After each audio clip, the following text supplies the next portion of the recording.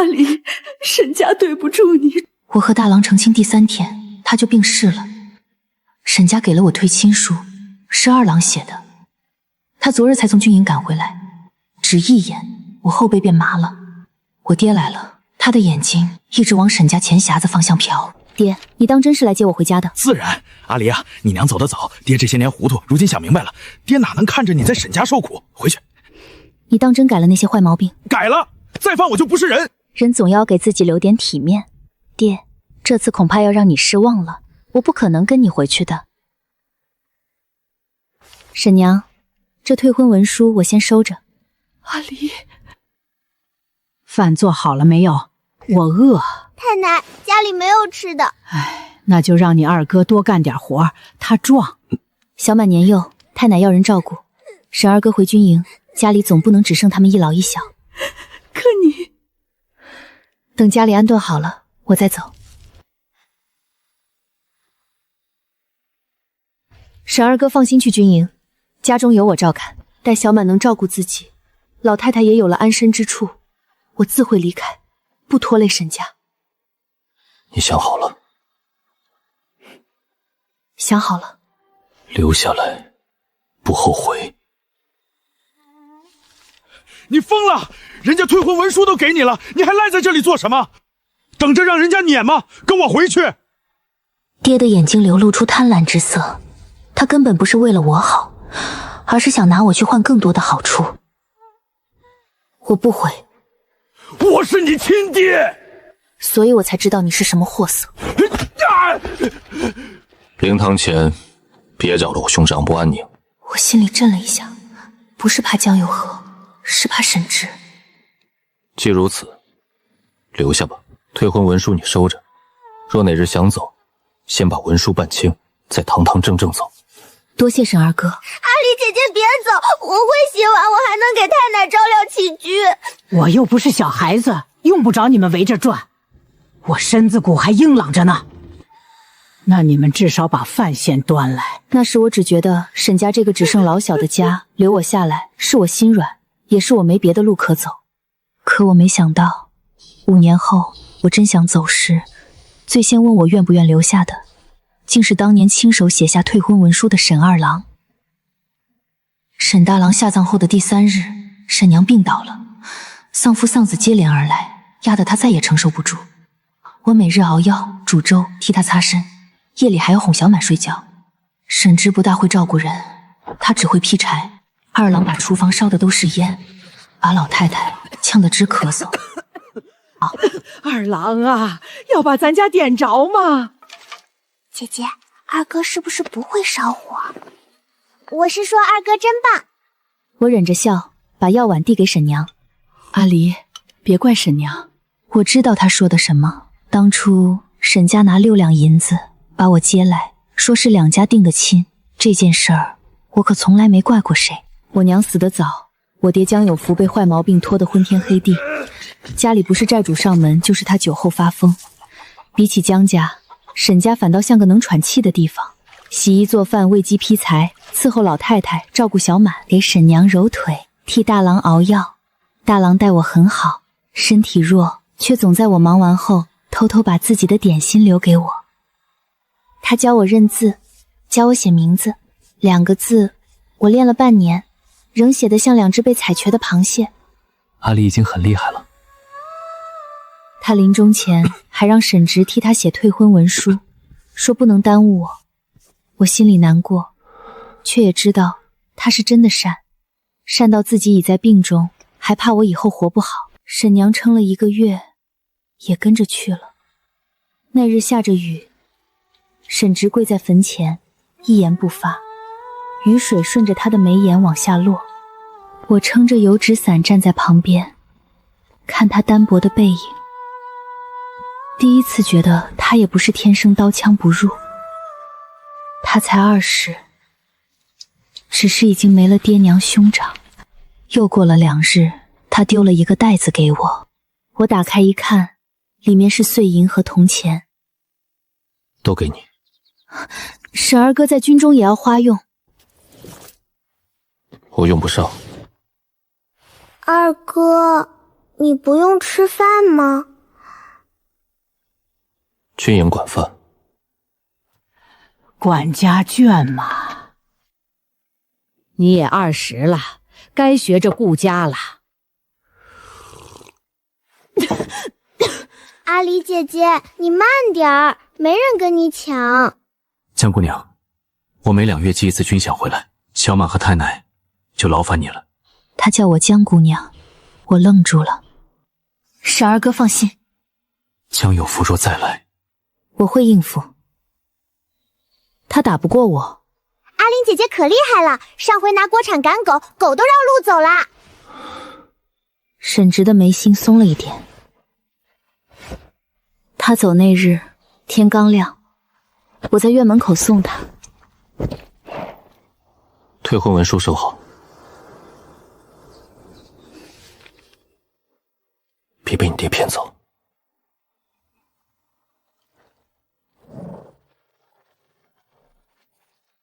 沈直走后，江有福就来了。他不是空手来的。小满，想不想吃糖？我阿离姐姐说了，黄鼠狼给鸡拜年，拜的不是年，是拜粉。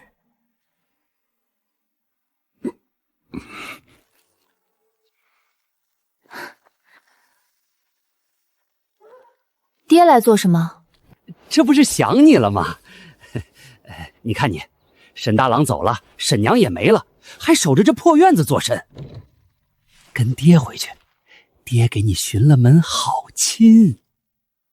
哪家？县城刘员外家。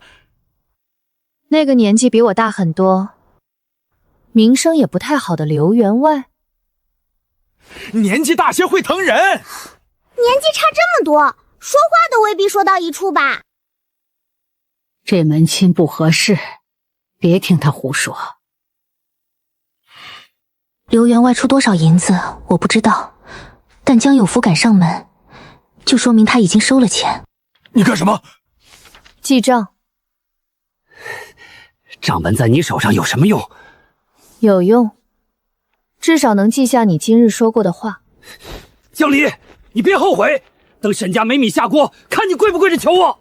你慢点跑，别摔着了，还没人陪我们肉补。我把门乳扇上，心里却一点也不轻松。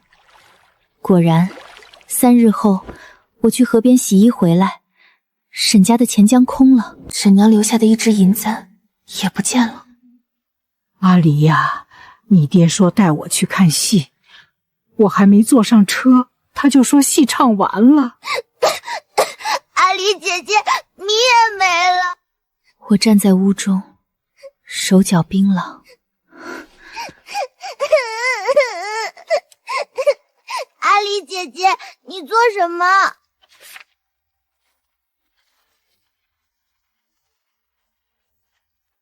是不是去买大米？不是，去抓贼。我在县城偏门账局找到江有福时，他正急得两眼发红。江老狗，你不是说今日有银钱吗？这才多久就没了？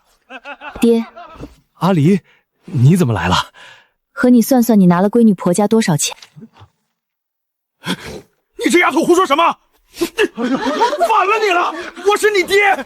爹偷闺女婆家的银钱，算爹吗？什么偷？那是你孝敬我的。要么跟我去衙门把账说清，要么请掌柜一同去作证。小娘子，这里不是你闹事的地方。你们收了赃银，是同犯。我已经让街口卖馄饨的张婶去报官了，衙里马上到。其实我没让张婶报官，我进城时只顾着走，连馄饨摊都没看一眼。但这里的人心虚，最怕招来官差。我一路拖着江有福去了县衙。阿离，你还真要把你爹往衙门送？爹错了，爹也是没办法。刘员外那头催得紧，爹收了人家10两银子，你不点头，爹要赔双倍啊！那你赔？爹哪有钱？没有就自己想法子赔。刘员外怎么可能答应？那就是你的事。江离，你要告自己的亲生父亲，本朝重孝，子女告父，即便有理，也要按例受责。你可知否？大老爷明鉴，小女不孝，竟敢告亲爹，他该罚，他该重罚。我看着他，忽然很想笑。小时候我娘病了，躺在床上发热，求他去请大夫。他说没钱，转头却拿着家里最后半袋米拿去填了偏门账。我娘死后，他也哭过，可第二天他就把我娘留下的红木梳子拿去当了。这样的人，偏偏能站在公堂上，拿爹这个字压我。民妇知道。还告吗？告。告他什么？告江有福偷盗沈家钱财，拐骗沈家老太，私收刘员外聘银，意图逼民妇二嫁。你拿了沈家退婚文书？对对对，他早不是沈家妇了，那钱也是他带回娘家的，算不得偷。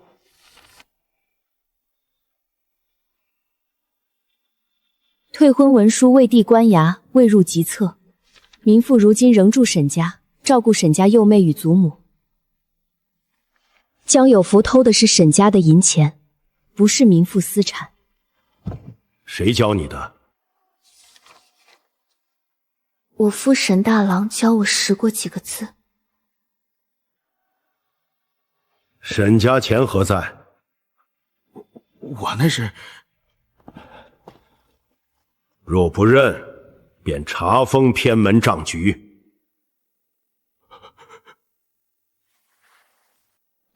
银簪已被偏门账局收去，掌柜当堂还了回来，银子却追不回了。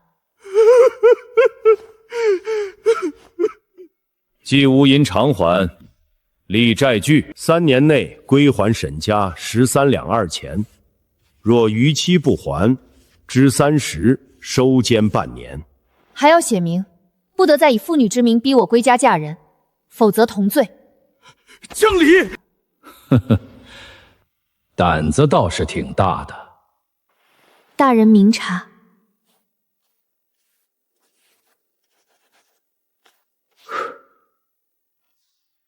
他最终准了，债序立好后，我也按例受了责。衙役看我身子单薄，处置得很轻。即便如此，走出公堂时，我仍疼得额上发冷，扶着墙才站稳。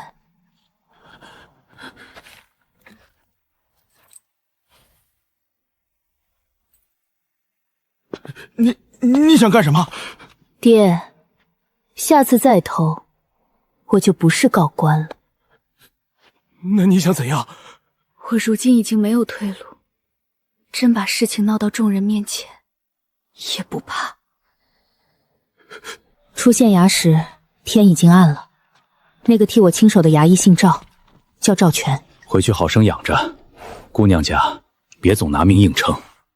他认得我公爹沈伯安，说年轻日常吃沈家的豆腐脑。多谢赵叔。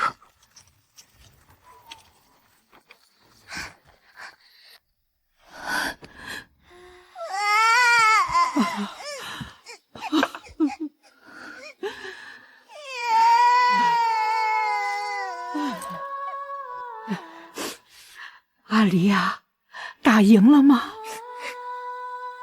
赢了。那为什么你被打成这样？因为赢的是他要还钱。公道贵。那以后咱们别买公道了，买肉吃吧。我想笑，结果牵动伤口，疼得眼泪又冒了出来。那一夜，我躺在床上，听着窗外风声，沈家空荡荡的，米缸见底，钱夹空了，家里只剩一个老太太，一个小姑娘，和一个还没养好伤的我。我忽然想起沈直临走前说的那句：别被你爹骗走。我没被骗走，可我也吃了大苦头。沈二娘若知道，怕是会嫌我没用。我在床上趴了整整27日，这27天，沈小满被迫长大，她学会了淘米，虽然第一次把米和洗米水一起倒进了鸡食盆，他学会了煮粥，有嚼劲儿。虽然第二次把粥煮成了锅巴，太奶，你快点，我还要去翻阿狸姐姐晒的萝卜干。你如今嫌弃我啦？没有，我只是更忙。忙什么？忙着有出息。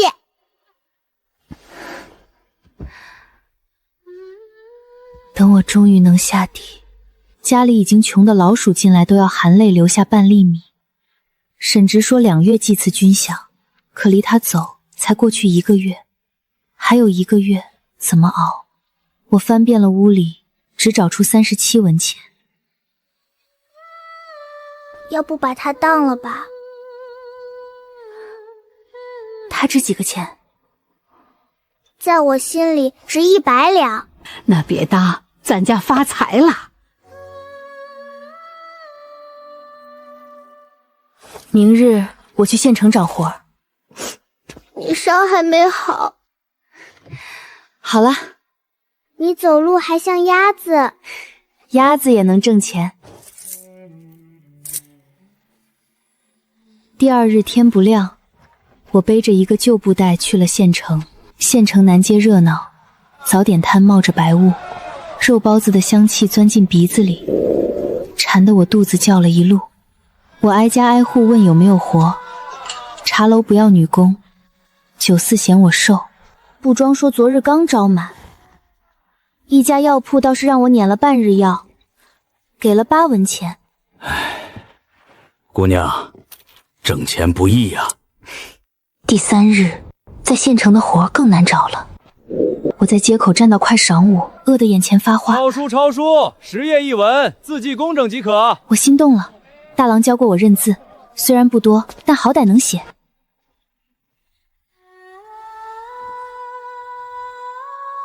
我拿起笔，信心满满。可半个时辰后，信心没了。书本上的字认得我，我却不认得他。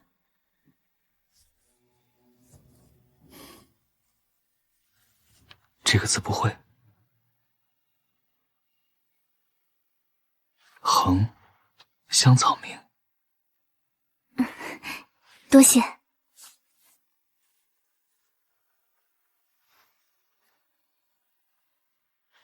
你想说就说。姑娘的字很有生气。意思是写的不好。这一笑倒显得眉眼清润，很是好看。慢些写，掌柜只要数量，不会太苛刻。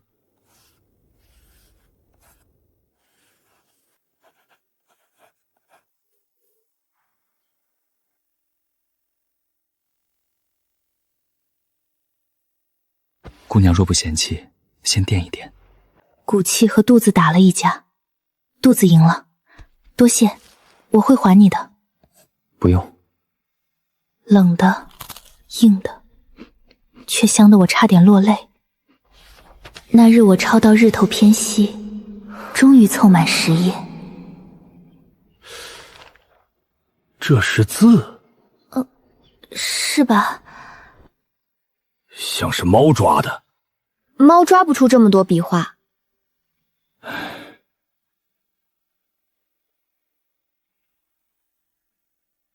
夕阳照在街上，行人来来往往，卖烧饼的摊子香气扑鼻，1文钱。我忙了一整日，挣了1文钱，不是委屈，是害怕。我怕自己养不活小满和老太太，怕沈直寄钱回来之前，他们就已经跟着我饿坏了。姑娘，你没事吧？没事。你家住何处？天色晚了，我送你一程。不用，我走得快。路上吃，算你借的。你叫什么？陈砚，砚台的砚。我记住了。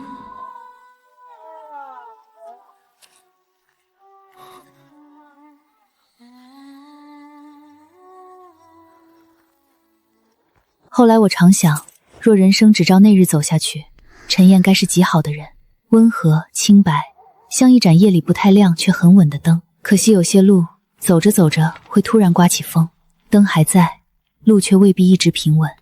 沈直的军饷是在我快撑不住时寄到的，4两银子。娘子使不得！差把银子交到我手里时，我险些给他跪下。阿离姐姐，能买肉了吗？能买几斤？买2斤。婶儿哥真有出息，是咱阿离有出息，能把他的钱等来。那日我买了肉，买了米，还买了2个热腾腾的糖包子。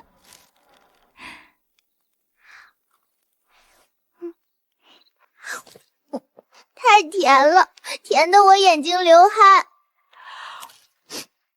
我的眼睛也流。我笑着笑着也掉了眼泪。我没再去县城找货，而是盯上了院角那盘旧石磨、木桶、细布、竹筛、瓦缸都还在。沈家从前是做豆腐生意的，公爹年轻时在县城支摊，靠1碗豆腐脑把日子熬了起来。沈娘生前腿疼，我给她敷药时，她便念叨从前铺子的事。豆子要挑原始的，用清水泡，磨浆时要滤2遍，火要先旺后文，点浆时不能急，急了老，慢了散。我试了第1次，失败，一锅豆浆续成了碎渣，像雪。雪没这么难吃。第2次，豆腐脑成了。阿离姐姐，她是不是生气了？但太硬。第3次，嫩是嫩了，却有豆腥气。阿离姐姐，你已经很厉害了，至少这次像正经吃食。折腾了7、8日，我终于做出一锅能入口的豆腐脑，白白嫩嫩，颤巍巍地握在碗里，浇上卤汁，撒葱花，点一点香油。阿离姐姐，可以卖。比我做得好。太奶从前也会做？不会，所以你比我好。为了稳妥，我装了2碗，送去县城给赵全叔尝一尝。赵叔尝完，沉吟许久，我心提起来。能吃。能卖吗？饿的时候能卖。我心凉半截。云安县吃过你公爹豆腐脑的人不少，当年沈家铺子为何生意好？1是嫩，2是卤，3是油。什么油？3合油。这我哪知道？你公爹的独门手艺，你沈娘没教过你？沈娘说过许多步骤，却从未提过3合油。你问问沈二娘，她会知道吗？那可是沈家儿子。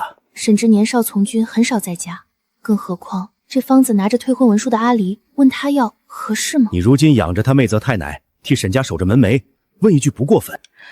回去后，我摊开纸，开始给沈直写信。我字仍丑，丑得很有精神。阿离姐姐，你写的是字还是蚯蚓打架？去温书。我还没上私塾。那预备着。信写得很直白，写完我看了又看，总觉得像讨债，于是又添了一句。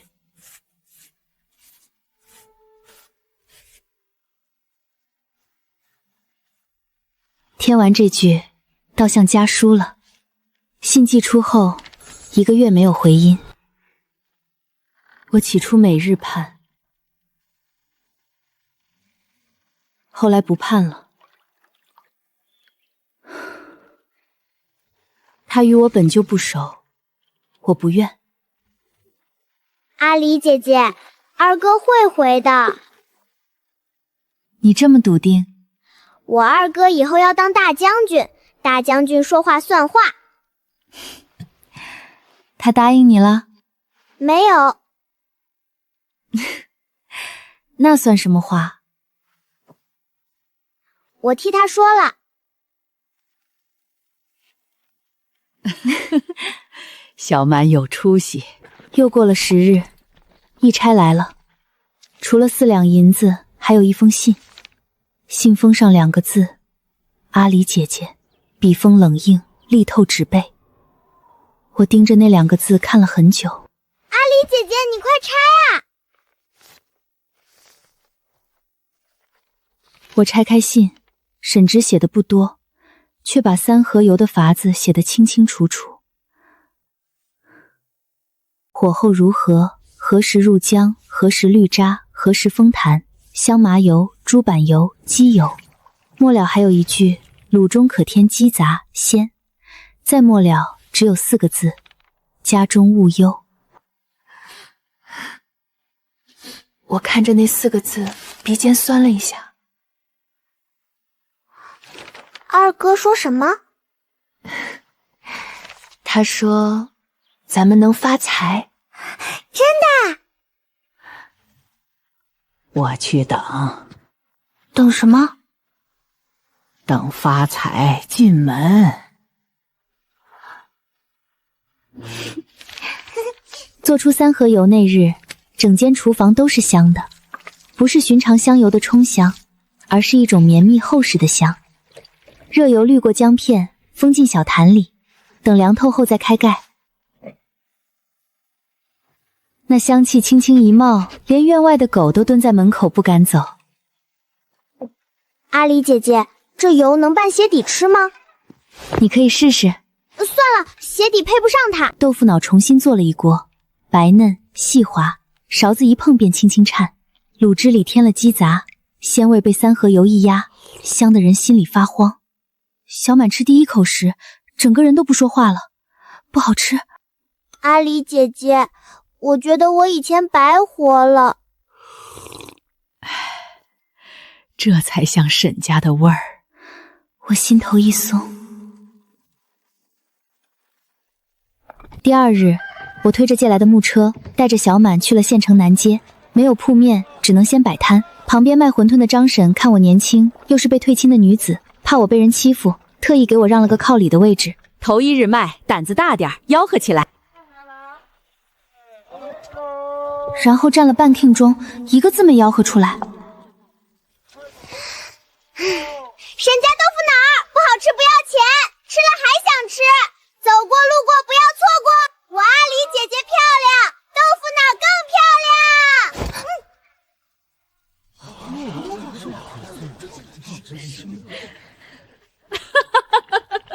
沈家，从前沈伯安那家。正是。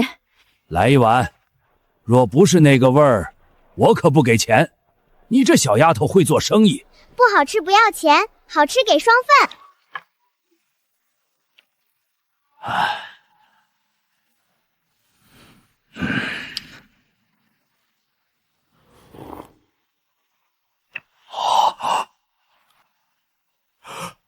就是这个味儿，真是沈家的。沈家铺子不是早关了吗？给我也来一碗。一个上午，我准备的2桶豆腐脑卖得干干净净。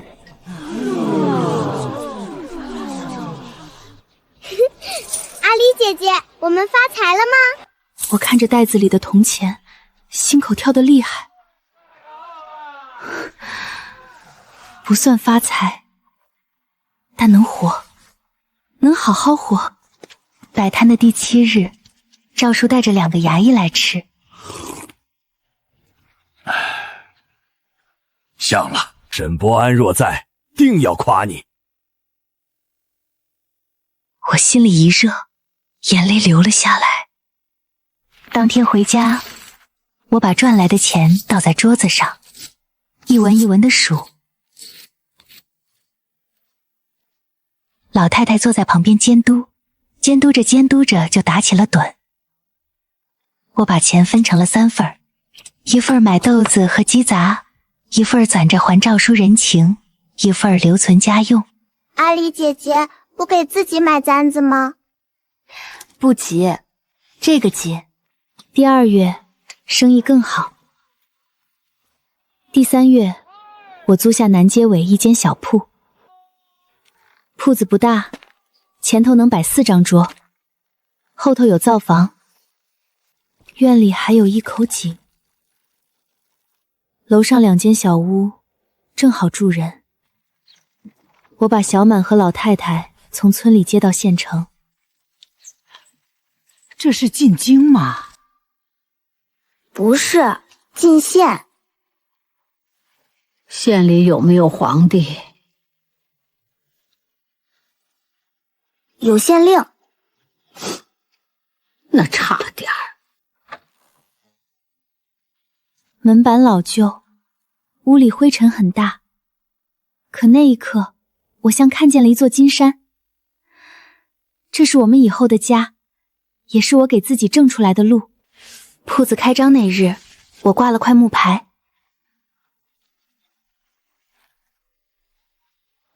阿离姐姐，为什么不叫江记？我愣了一下。为什么？因为方子是沈家的，因为铺子的老名声是沈家的，也因为我如今还住在沈家，照顾沈家的人。叫沈记，客人认可。那你以后走了呢？谁走？阿离姐姐有退婚文书，以后可以嫁人。不嫁，嫁人有什么好？要带孩子，要管男人吃饭，睡觉还打呼，夜里翻身像烙饼。太奶，你怎么知道？我嫁过。那阿离姐姐以后真不嫁吗？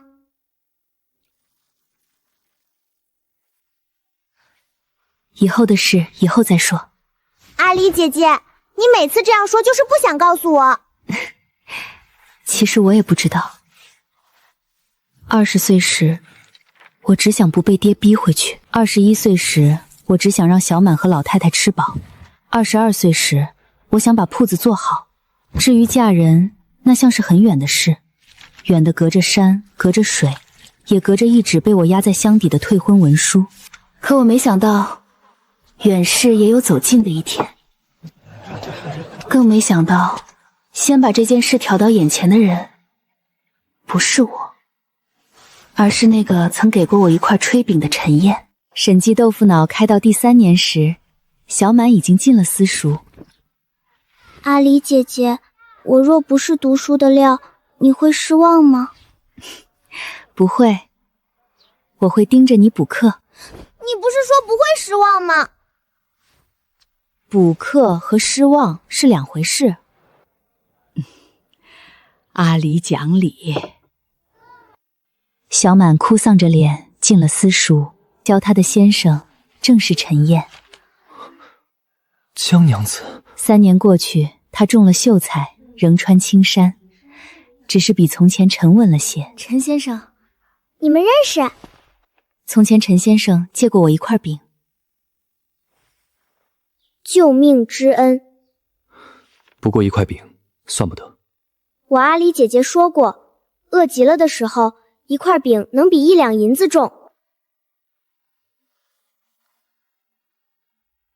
快进去吧。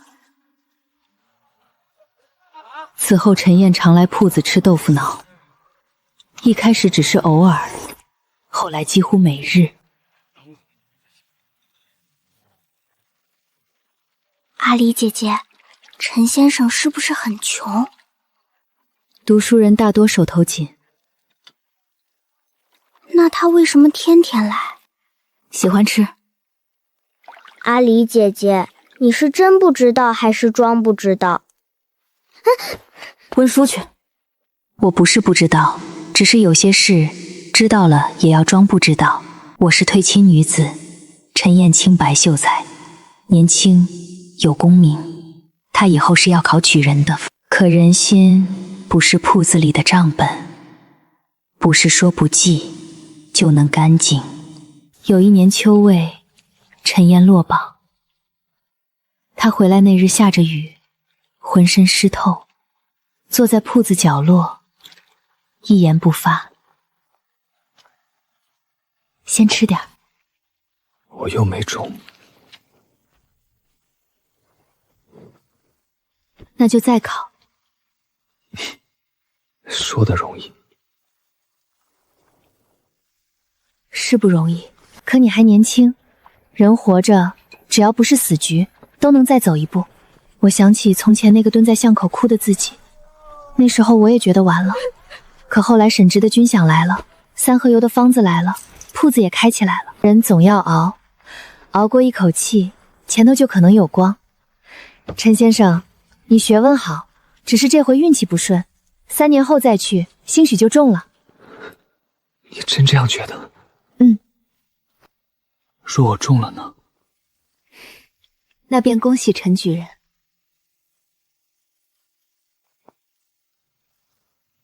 若我中了，你能不能看看我？我现在不就在看你吗？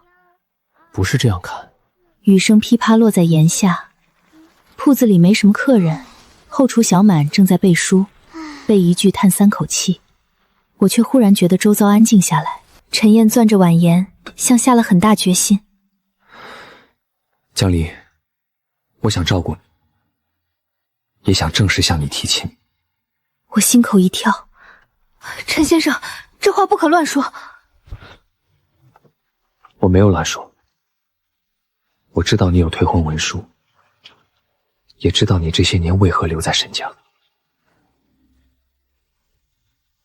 你与沈大郎的婚书并未真正落定，你只是心善，替沈家撑着。外头不是这样看的。我不在意。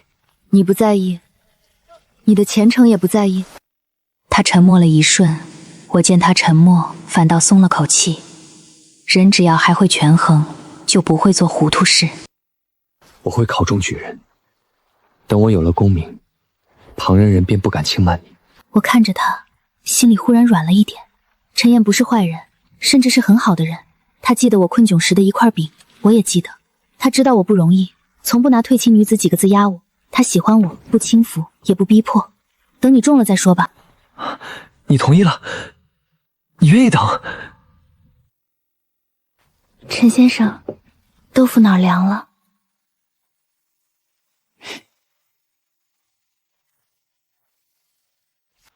那日之后，他来的少了。听说是闭门读书，为3年后的央视做准备。偶尔小满从私塾回来，会带回他的消息。陈先生今日夸我自有进步。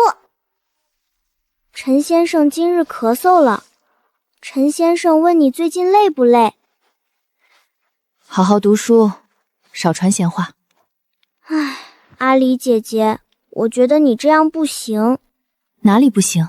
拖着人家也拖着自己，像锅里的面条，越煮越糊。我被他说得哑口无言。小满已经10岁了，当年那个抱着布老虎哭的小姑娘，如今长高了一截，读了书，嘴也更利了。老太太身体也比从前稳当，铺子有伙计，有账本，有熟客，而我已经25。有时候夜里关了铺子，我独自上楼。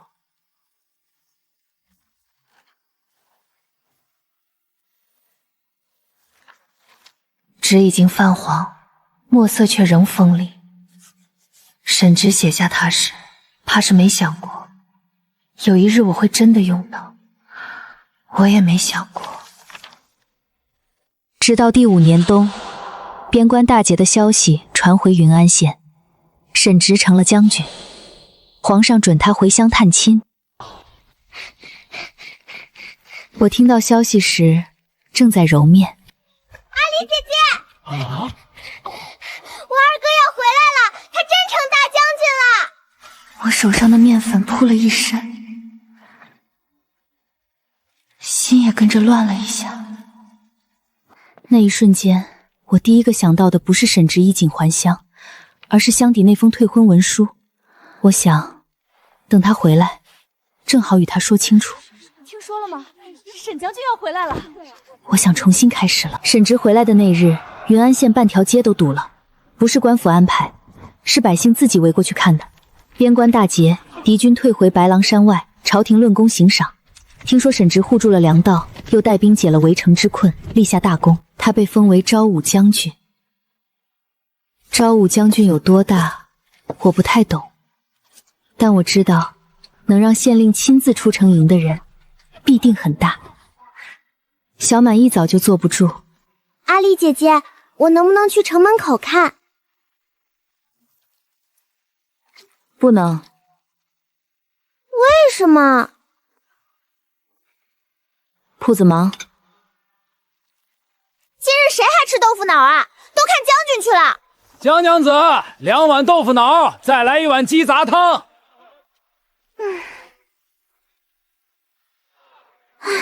总有人不爱热闹，只爱吃。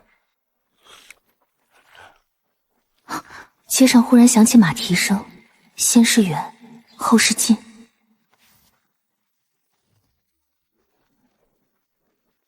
我端着2碗豆腐脑，刚走到门口，就看见街那头让开了一条路，一下一下，踏得人心口发紧。为首那人身着玄甲，腰悬长刀，肩背挺直，日光落在甲片上，冷光刺目。他比5年前高了，也更沉了。从前的沈直像一把刚磨开的刀，锋利桀骜，带着少年不肯低头的野性。如今的沈直像久经风霜的刃，冷稳，压得人不敢直视。他勒马停在铺前，我手里的豆腐脑差点洒出来。二哥！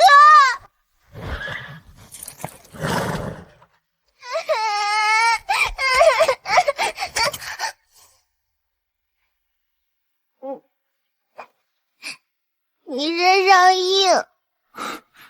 将军，你妹子嫌你。我没有嫌，我只是怕撞疼自己。小满，沈二哥，我声音不大，他却听见了。那一瞬间，周遭人声像被隔远。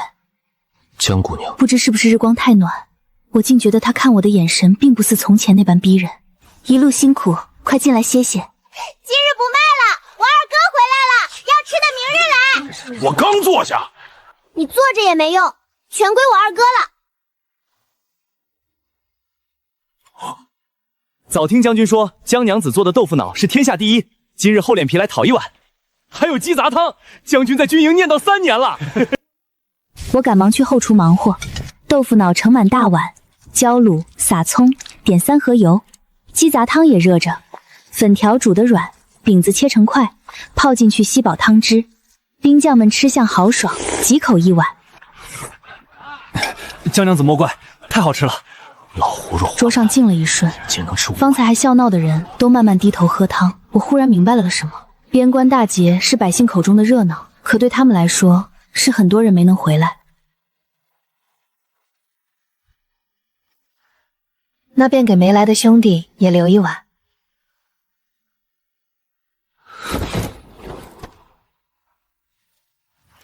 多谢江娘子。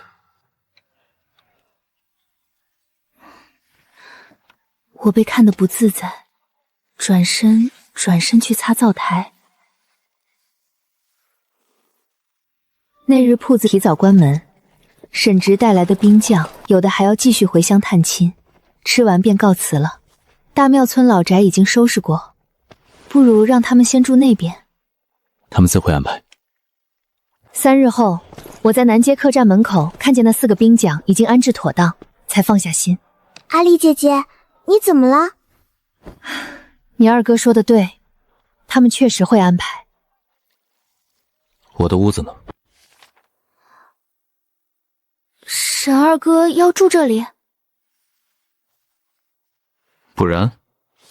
老宅已经收拾过，那里没人。江姑娘没给我留地方。留了。其实没有，我硬着头皮把他领上楼。杂物间乱得不能看，针线筐、布料、旧账本堆了一桌。于是我只能把他带进我的房间。家里都是家眷，布置的俗气了些。沈二哥将就1晚，明日我就把隔壁收出来。不俗。铠甲很沉，我手一坠，差点抱不住。沈直伸手拖了一下，他的手掌附在我手背上。阿离姐姐，你和二哥谁摔了吗？没有。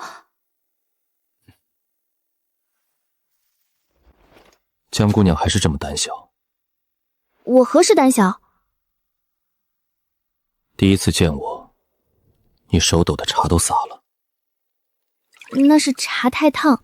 第二次见我，你喊我沈二哥，声音像蚊子。那是灵堂里不能大声。方才呢？他低笑了一声，很轻，却像一粒石子落进水里，我心口被惊出一圈涟漪。沈二哥这次能住多久？1月。之后还会边关？不会，调任京中。我手一顿，京中，那是我只在说书人口中听过的地方。那很好，小满若知道，定要高兴坏了。他还说什么？还说要给我找100个丫鬟小厮，要去京中。也可。我怔住，他语气太自然，仿佛这不是什么孩子胡话，而是明日就能办到的小事。玩笑罢了。等京中安顿好，接你们过去。我心里那点涟漪忽然静了。接你们，小满、老太太，也许还有我，可我不能去。我看向箱子，退婚文书还压在箱底。陈燕的事也该说了，她今日才回来，不急，至少等她吃顿安稳饭。可有些话越拖越不好开口，而沈直那样的人最不喜欢旁人瞒他。那封文书还在箱底。沈直回来的第3日，我终于寻到机会与他说陈燕的事。不是我故意拖，实在是他回家之后，铺子里像多了一尊美神。原本爱赊账的王屠户立刻掏钱，连上回欠的3文也补齐了。卖菜的李婶从门口路过，脚步都轻了3分。前阵子常来铺子里说些酸话的几个妇女，也不敢再阴阳怪气。阿离姐姐，我觉得二哥比招财猫有用。招财猫不会镇场面，所以二哥更有用。我这几日心里一直装着事。陈燕那头虽未正式上门提亲，却已经托私塾里的老先生递了话。他说他如今还未中举，休可得给我个交代。我听见这话时，心里不是没有触动。这世上愿给我交代的人太少了。江有福给我的是烂账，沈大佬给我的是退婚文书，沈直给我的是军饷，是方子，是一声江姑娘。江姑娘。而陈燕给我的，像是一个寻常女子该有的将来，有相守的人，有家，有安稳日子，不必再替沈家撑着这个家，也不必总被人唤一声退亲女子。所以我想与沈直说清楚，我不是要一走了之，我重新定亲之后，仍会照顾小满和老太太，铺子也照开。若陈燕不嫌弃，我甚至可以继续住在南街，白日做生意，晚上新家。我把这些话在心里翻来覆去想了好几遍，可真到了开口时，还是怂了。那日晚间，奶热了。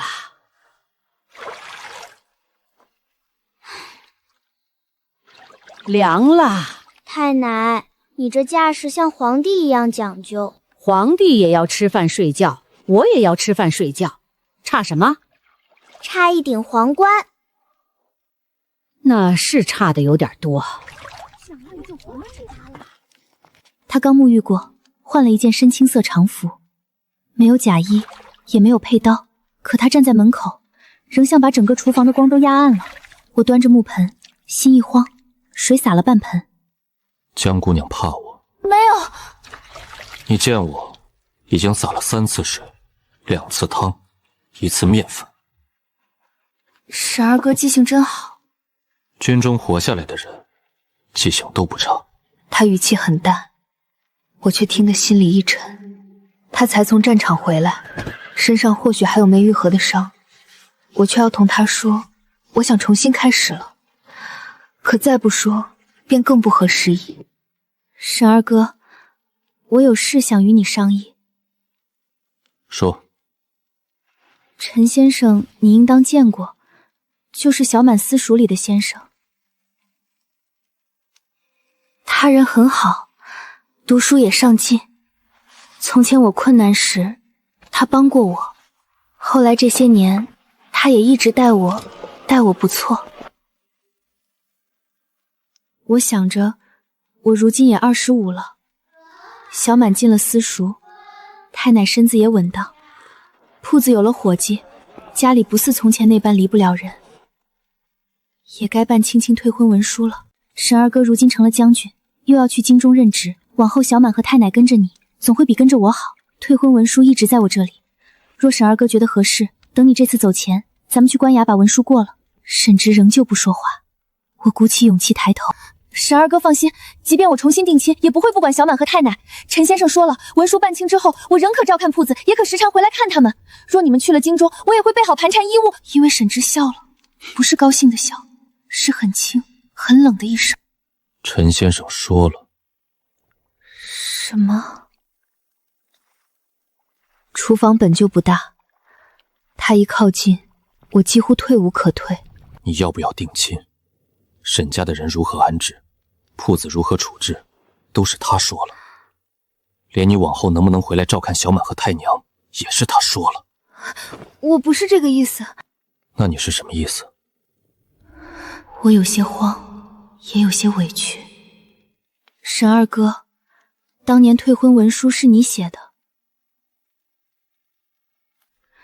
你也说过，若哪日我想走，先把文书办清，再堂堂正正走。如今我不是要偷偷走，我是与你商议。所以你已经想好了，你喜欢他。陈先生是好人。我问你喜不喜欢？我的心忽然乱了。喜欢吗？我想应该是喜欢的。陈燕温和、清白、懂礼，待我好。可喜欢二字在舌尖滚了一圈，我竟怎么也说不出口。答不上来。感情之事哪有这么容易说清？说不清便定下，那也比一辈子守着退婚誓书不往前走强。这话出口，我便后悔了，手指唇线收紧，却想补一句：阿离姐姐，太奶说她脚洗完了，但她不肯把脚从盆里拿出来。我去看看。此事明日再说。沈老太，退婚文书在你手里，不代表这件事能仓促定下。为何不能？因为那退婚文书是我写的，我会陪你把手续办清，也会把欠你的解释说清楚。那一夜我没睡好，我躺在床上翻来覆去，隔壁房间是沈直，两间屋子只隔一堵木板墙，我总觉得不自在。忽然传来一声极轻的咳，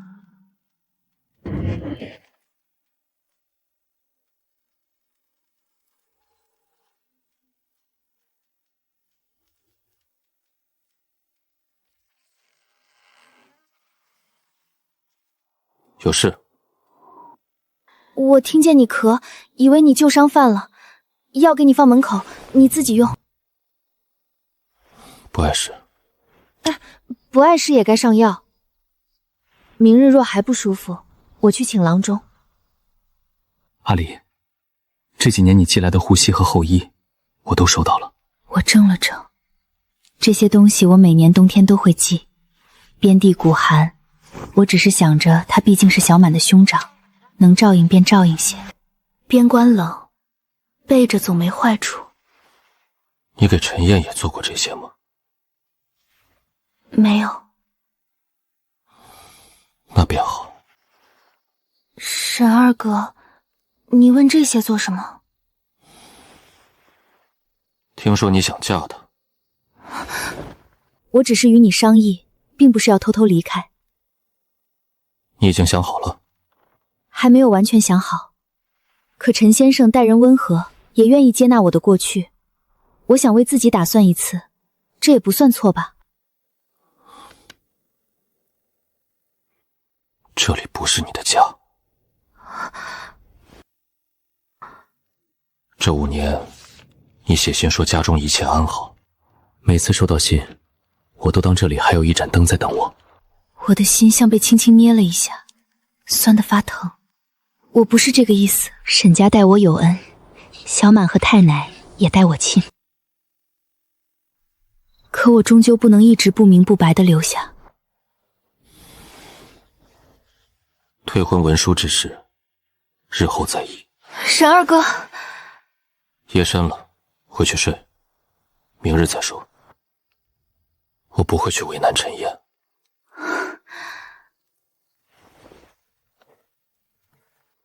但我也不会装作不在意。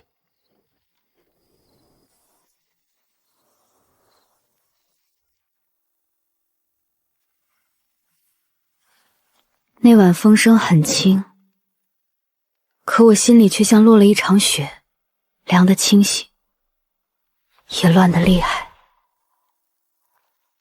第2日一早，陈燕来了。她来得很不巧。小满站在柜台后，兴奋得像要看一场大戏。今日是不是有贵客啊？只是陈先生来了。那你们怎么都不说话？沈将军，陈先生。明明只是寻常称呼，我却听得后背发紧。江离，我有事想与你说。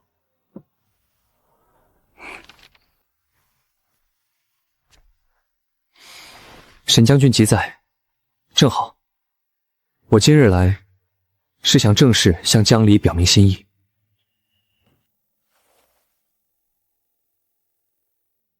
铺子里安静了，外头卖菜的吆喝声远远传来，像隔了一层水。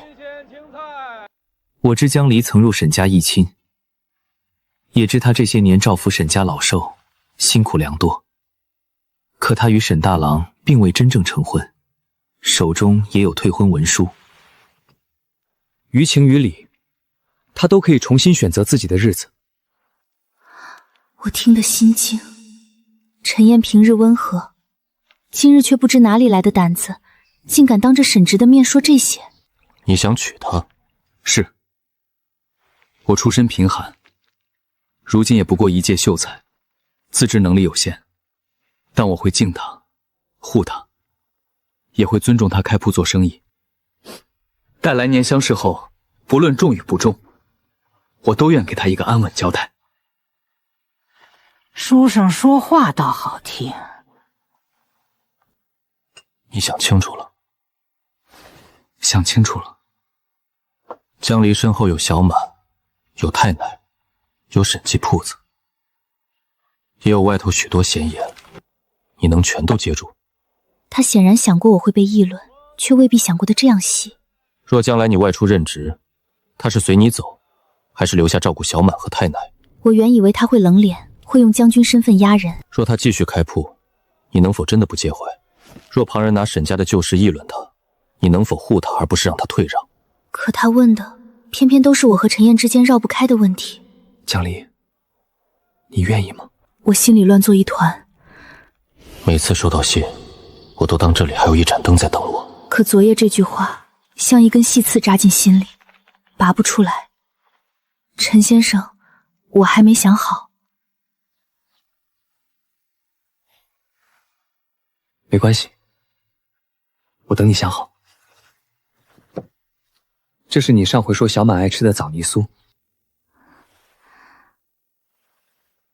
孩子爱吃，点心无辜。陈燕走后，铺子里仍旧安静。我觉得胸口发闷，转身去后厨。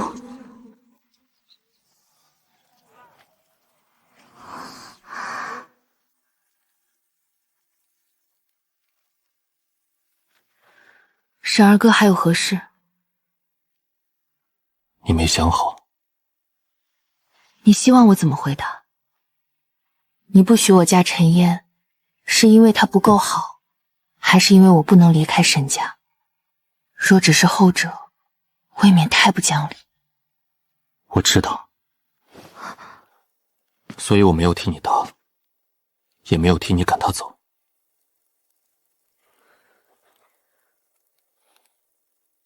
但我想问一句，问什么？若我也求娶你，你愿不愿意给我一个机会？江离，我若不想只做满的兄长，不想只做沈家托你照应的人呢？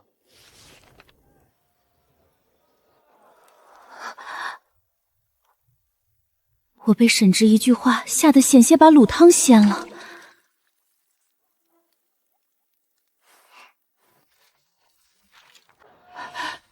谈成了吗？我脸热得几乎冒烟，沈直却仍站在我面前，神色沉静，仿佛方才那句求娶不过是在问今日豆子泡了几斤。沈直，你是不是糊涂了？这是我第一次连名带姓叫他。没有，我曾是你兄长的议亲对象。只是议亲，未拜堂，未入族谱，文书也未办成。这些年你留在沈家，是照顾是小满和太奶，不是被谁困住。你强词夺理。他承认的太快，我反倒不知怎么骂。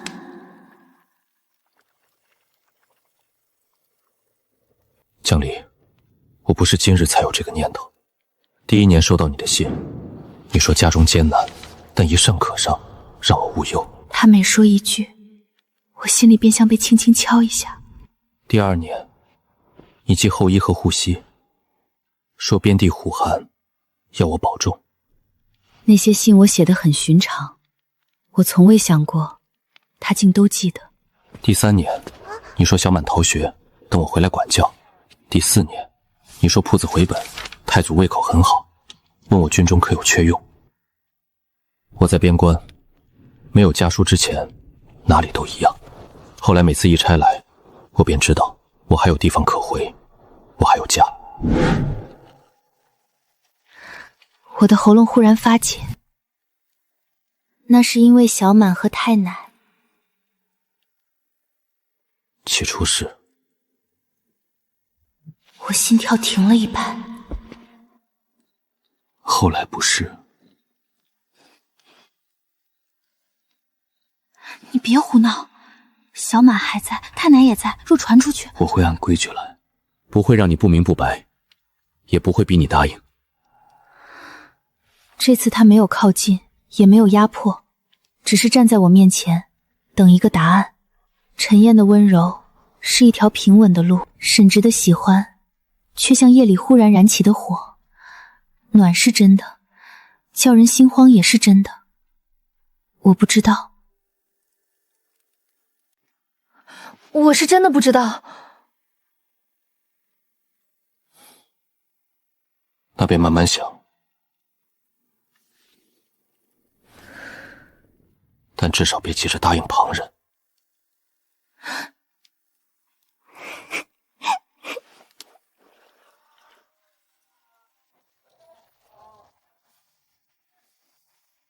当天午后，沈直去了县衙。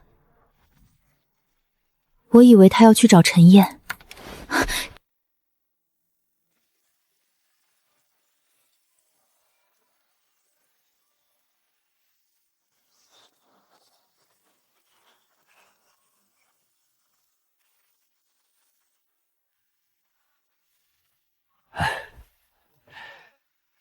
沈将军今日去县衙调了户籍文书，又问了退婚文书如何备案。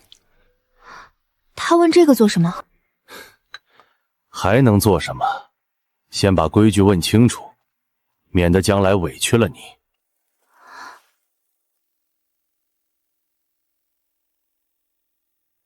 阿离啊，书多句嘴，陈秀才是好，沈将军也不差，只是这过日子不只看谁好，还得看你心里见着谁更挂念。我一整夜都在想这句话。见陈燕，我心是稳的；见沈直，我心总是乱。二哥，不吓人的第一步是先把脸洗干净。陈燕再来铺子是3日后，她脸色不太好，眼下有淡淡青影，像是几夜没睡。我正给客人盛豆腐脑，看见她站在门口，一时不知该说什么。阿离姐姐，你去吧，我如今也是能独当一面的人。独当一面，面糊脸上。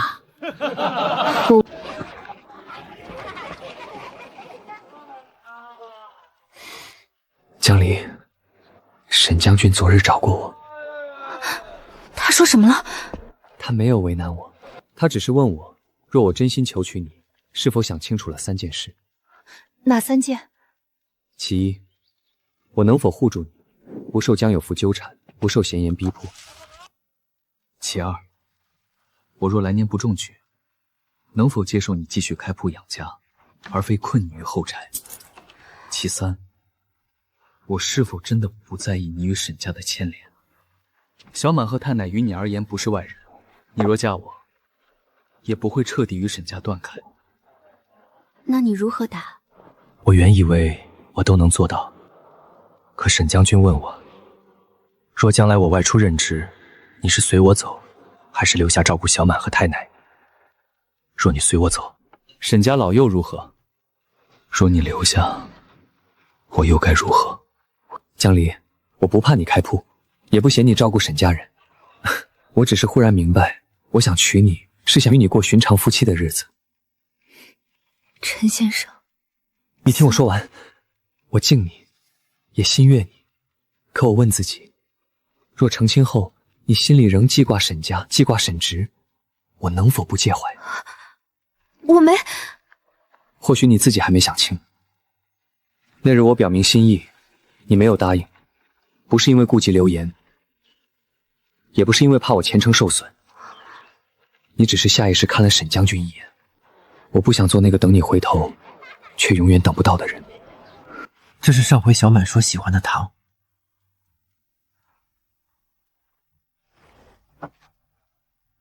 江离，我来不是逼你，也不是怪你，我只是想与你说清楚，求娶之事，就当我唐突了。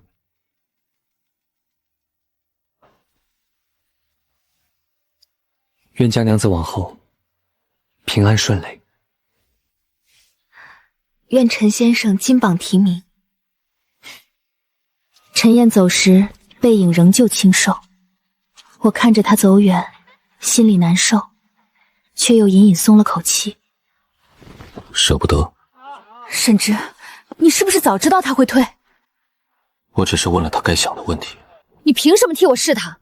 凭什么把那些问题摆到他面前？我自己不会想吗？你会想，但你会心软。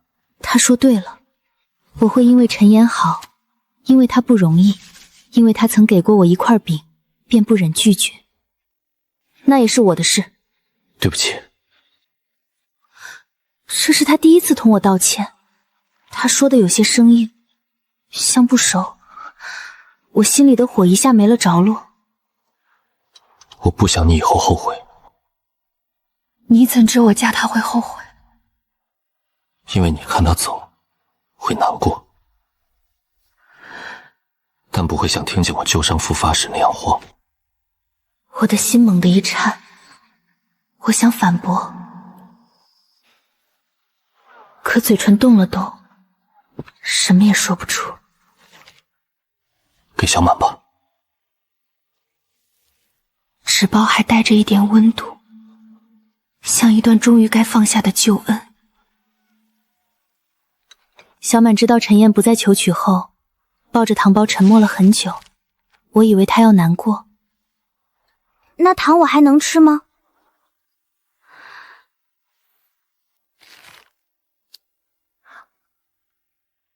那我没事了。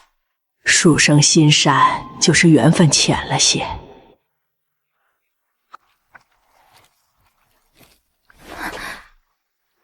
我可以等。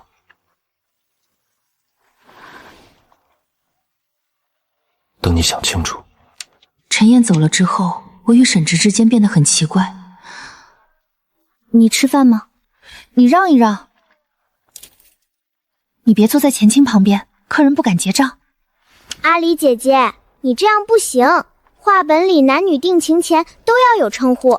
你又看什么乱七八糟的画本了？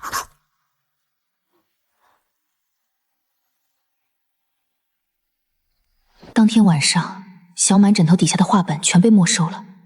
二哥，你自己不懂，还不让我学？你才10岁。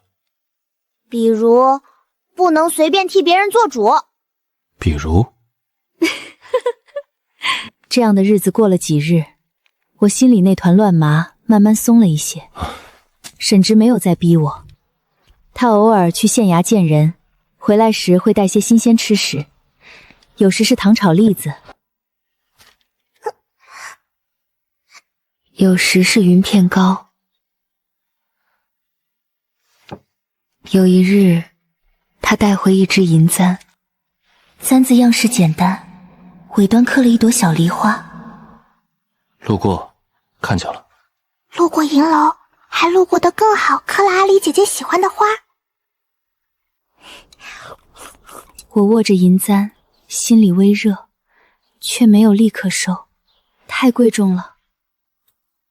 收不收都在你。对将军来说不贵，对阿露姐姐来说就是心意。我看着那只簪子，许久没动，最后还是收进了抽屉，不是戴，只是先收着。然而这份难得的安稳，很快被江有福打破了。这里不欢迎你！你个小丫头片子，怎么跟你扶叔说话呢？我心头一跳，擦手出去。5年不见，他比从前更瘦，脸颊凹陷，胡子拉碴，一双眼却仍旧浑浊发亮。阿离呀，爹来看你了。出去。瞧你这孩子，几年不见，怎么还是这么不懂事儿？爹听说你开铺子有了些进项，特地带贵人来照顾你生意。这就是江娘子。我胃里一阵恶心。吃豆腐脑可以，别乱看。小丫头片子没规矩。沈直不知何时从楼上下来了。沈二娘，5年前的文书还记得吗？你是何人？刘爷，他就是沈家那个当兵的。刘爷，县城做皮革母衣的刘庆。江有福已经收了我的礼钱，他今日便该给个说法。你收了多少？30两。30两就敢来乱认亲事？阿离会做豆腐脑，30两买不走手艺。江离是我女儿，我让她嫁谁，她就得嫁谁。 5年前县衙债据上写的明白，你不得再以妇女之名逼我嫁人。那债据早丢了。我没丢。正好，带去县衙说清楚。什么？你若愿意，今日便请县衙备案，往后江有福不得再以父亲之名干涉你的婚事、财产和营生。你凭什么？凭你收礼逼亲，扰人营生，违背县衙旧约。哼，说得轻巧。我是昭武将军。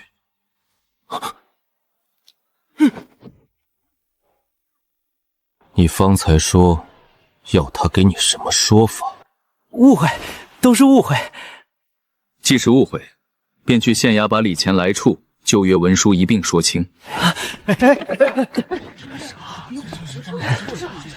刘爷别急，县衙就在前头。走一趟，省得日后再误会。站住！13两2钱，你还了吗？我是你爹。还了吗？送县衙。阿离，爹错了，爹真的错了。江有福，从你第一次拿我换好处起，我就已经没有爹了。我二哥就是好使，比门神还好使。江有福被责令还债，若还不出，便服役抵偿。刘庆也因扰民和私下收礼，被县令留下查问。多谢。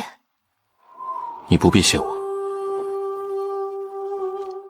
这是县衙备案文书，只要你按手印，从今日起，江有福不得再以侵权涉你的婚事和营生。纸很轻，红印落下那一刻，我忽然有些想哭，不是难过，是轻，像背了很多年的破竹篓，终于被人从肩上卸了下来。以后没人能拿你换好处。县衙文书按下手印后，我病了一场，不重，只是发了2日低热，整个人懒得动。阿离姐姐，这是心病。这是高兴坏了。这些年思虑太重，气血有亏，又骤然松下一口气，才会身子发软。二哥，听见没有？阿离姐姐是累的。第2日，他便不让我下厨。小满，阿离姐姐放心，二哥在做饭。他做什么？我更不放心了。粥，郭海在不在？目前在。你别动，二哥说了，你要是下床，他就把我的功课加1倍。他威胁你？没有，他只是陈述事实。最后那锅粥竟然能吃，虽然稠的能插筷子。二郎有进步，从前像烧乌，现在像烧粥。如何？管饱。明日再煮些些。我心里忽然有一点说不上来的软。他是真的在学，学着不吓人，学着问我，学着烧火，学着做一碗并不好喝却热腾腾的粥。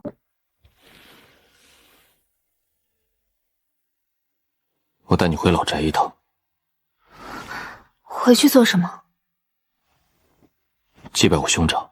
次日一早，小满和老太太也要跟着。哎呦，这车不如二郎的马。太奶，二哥的马不拉你。他凭什么不拉？我比二郎轻，但我没有二郎威风，马识货。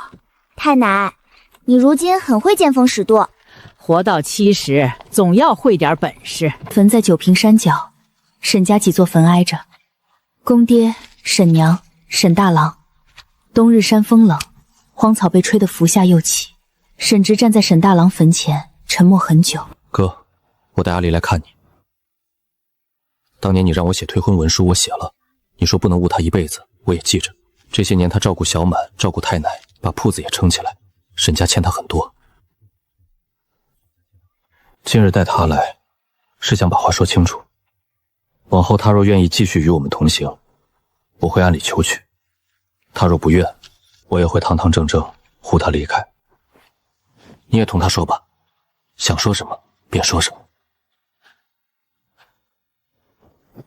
我看着沈大郎的墓碑，忽然想醒起他病中苍白的脸，想起他也信他挑灯教我写字。阿离已经很厉害了。想起他把点心偷偷塞给我时温和的笑。大郎哥，这些年我把小满照顾大了，太奶也还好，铺子重新开起来了，沈家的豆腐脑没有断。你当年说不能误我一辈子，我记着。沈家给过我饭吃，给过我容身处，也给过我识字的机会。我不是被困住的，我是自己愿意撑一撑。如今这一程好像走完了，我不知道往后该怎么走。沈直说想求娶我，我心里乱，也怕别人说闲话。大郎哥，我若真的往前走了，只愿你知道，我没有忘记你当年的善意。你不是束住我的旧事，你是盼我好好活着的故人。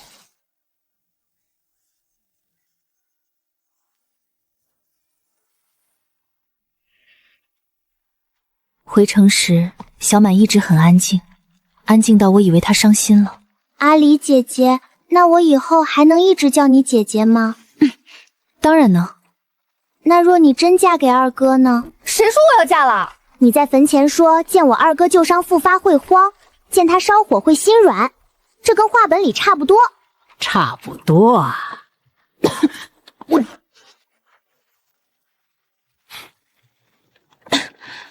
你笑什么？没笑。二哥，你嘴角都飞起来了。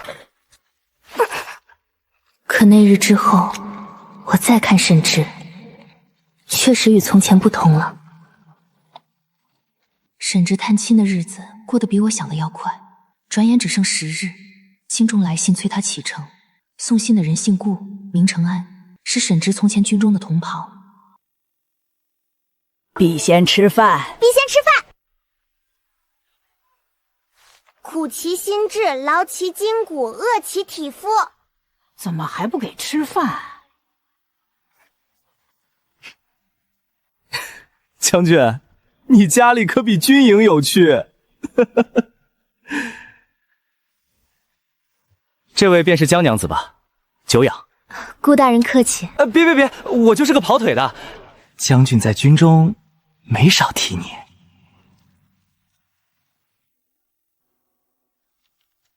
我何时提过？后衣是江娘子做的，护膝是江娘子系的，豆腐脑是江娘子开的，鸡杂汤是江娘子信里写的。哦，还有小满逃学也是江娘子告的状。阿离姐姐，你出卖我！你逃学还怕人知道？那也不该告到边关，路太远了。京中崔将军回去赴任，长安营统领已替你备了宅子，圣上另有赏赐。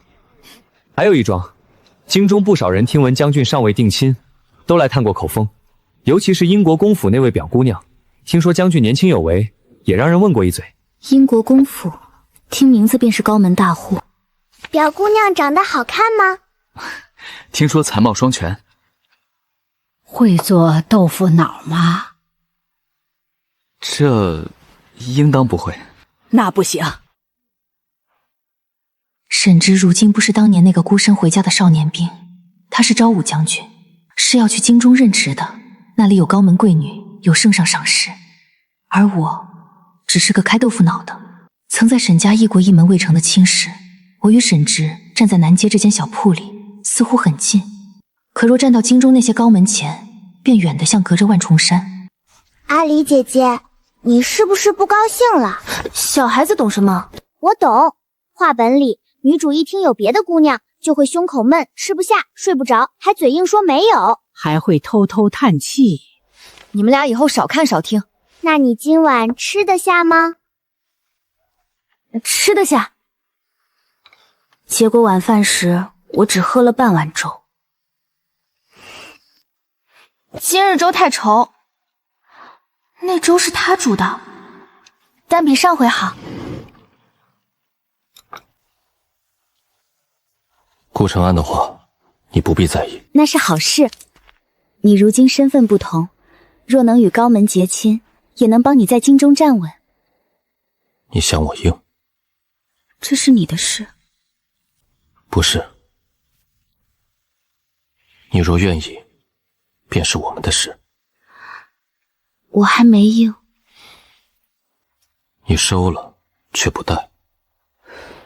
太贵重，怕丢。我替你带，可以吗？那你带吧。银簪插入发间，不重，却像在心上轻轻压了一下。好看。簪子好看。人好看。太奶，他说了，他说人好看。我就说二郎会学。江离，我去京中，不会定旁人。话别说太早。我说到做到。这是私事，不是军令。与我一样。那晚，我躺在床上，摸了摸发间的银簪，冰凉的簪子已经被体温捂暖。我闭上眼，忽然觉得京中似乎也没有那么远。第二日，县令亲自登门，说京中赏赐到了。沈将军，京中赏赐到了。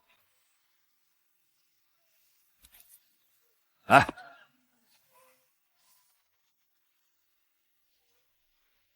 随赏赐一同来的还有一道口谕，圣上要召沈直携亲眷入京受赏。亲眷，这2个字一落，整个铺子都安静了。江娘子，沈将军说你与沈家同舟共济多年，也该一同入京谢恩。他站在我身侧，可我却隐隐觉得这事儿没那么简单。京中那扇门似乎已经朝我打开了。县令走后，我盯着那一箱赏赐看了许久，绸缎、银锭、药材，还有一家宫里赏的点心。饭后，圣上赏的点心凉了就是不敬。对，皇帝知道会伤心。我原本紧绷的心被他们一老一小扯松了些，可亲眷2个字仍压在心口。皇帝不会知道。那他当皇帝也不容易，这么大的事儿都不知道。唉。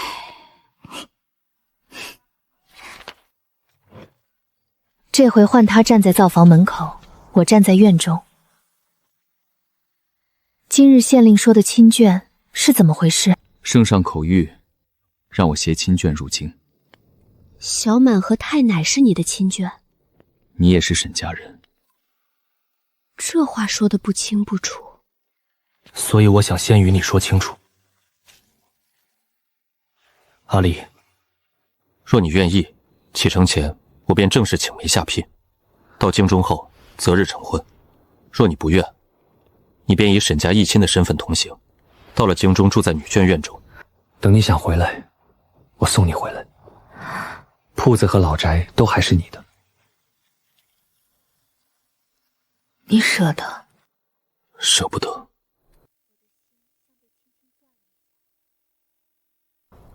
但我说过，学着先问你。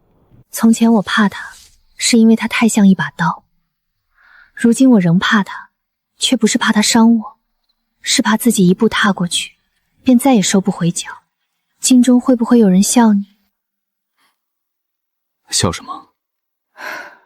笑你带一个开豆腐脑铺子的女子入京。你看，你又吓人。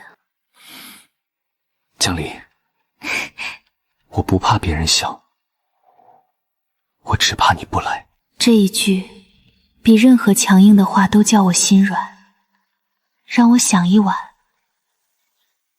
好。那一晚，我把审计铺子的账本翻了一遍，3年里每一笔进出，我都记得清清楚楚。第一日摆摊赚了23文钱，租铺子交的3两押银，小满入私塾的数寸，老太太买药的钱，还有沈直寄回来的军饷。这些不是我一个人的辛苦，是我们一点点撑起来的家。我又打开箱子，取出那张退婚文书，纸已经泛黄，墨色仍旧锋利。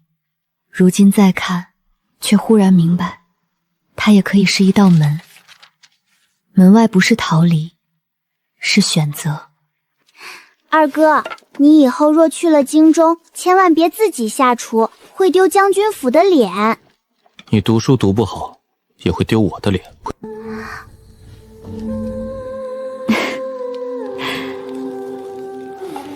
想好了。我去京中。启程前的日子忙得脚不沾地，审计铺子要交给可靠伙计看着，账本要理清，老宅要托人照看，小满的书册、老太太的药、我的衣裳、沈直的公文，全都堆在一处。小满收拾东西，收出了3本被没收的画本。这是证物，我准备带去京中反省。反省要认真，路上可以慢慢看。二哥，你没有人情味。到了京中，给你买正经书。那还不如不给。老太太收拾包袱最简单，一个旧枕头，一个木梳，一包糖。太奶，就这些？人老了，要轻装上阵。糖不重吗？这是精神。傍晚时，铺子终于安静下来，伙计回家了，小满陪老太太睡下了。我一个人坐在后厨灶前，看着灶堂里将熄未熄的火。还不睡？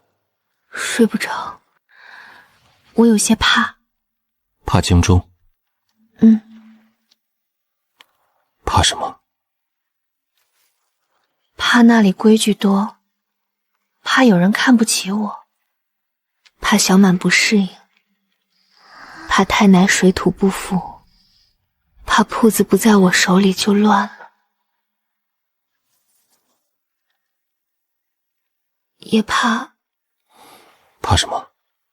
怕我走得太远，回不来了。京中若不好，我们便回来。你是将军，哪能说回来就回来？我会想办法。你说的轻巧。江离，京中也好，云安也好，地方不是最要紧的。你若在那里不开心，我便不把那里当家。我心口忽然酸得厉害。从前我以为家是屋子，是铺子，是一点点攒起来的银子，后来才知道，家是有人愿意听，愿意等，愿意为你把路铺得长一点。到了京中，若有人欺负我，我会自己还回去。没有该这样做。若我应付不过呢？我来。若你让我受委屈呢？你告诉我，我改。若你还气，我便等你气消。你真能改。正在学。果然还是那个神智。我看着灶火，忽然想起最初见他的时候，他站在灵堂门口，像一把未入鞘的刀。我怕他，怕他冷，怕他硬，怕他看我一眼，我便无处躲。可如今这把刀收起了锋芒，坐在灶台边认真听我说害怕。江离，我还能不能再问一次？我心里知道他要问什么，脸还是热了。我求娶你，你愿不愿意？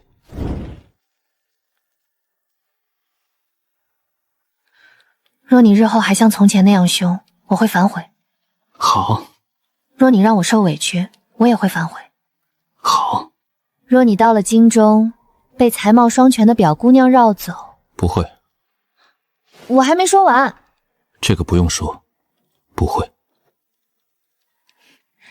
那我暂且愿意，看你表现。好，看我表现。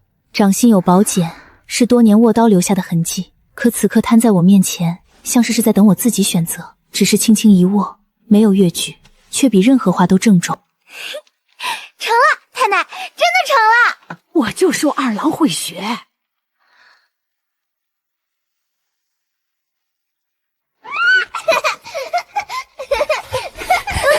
跑快点儿，别被阿离抓住。那我以后还能叫你阿离姐姐吗？当然能。阿离姐姐，好，好，都有出息。二哥，你也来啊！铺子里的灯还亮着，沈姬的木牌在夜风里轻轻晃。我被他们围在中间，忽然觉得原来我很早以前就已经有了家，只是绕了很远的路才敢承认。